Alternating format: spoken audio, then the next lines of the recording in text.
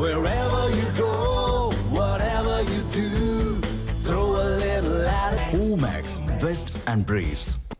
அசாம் மாநில முதலமைச்சராக ஹிமந்த பிஸ்வ சர்மா வரும் 12ஆம் தேதி பதவியேற்கிறார். அசாம் மாநில சட்டப்பேரவை தேர்தலில் பாஜக கூட்டணி அமோக வெற்றி பெற்று 3வது முறையாக ஆட்சியை கைப்பற்றியது. மொத்தமுள்ள 126 தொகுதிகளில் 102 இடங்களில் பாஜக கூட்டணி வெற்றி பெற்றது.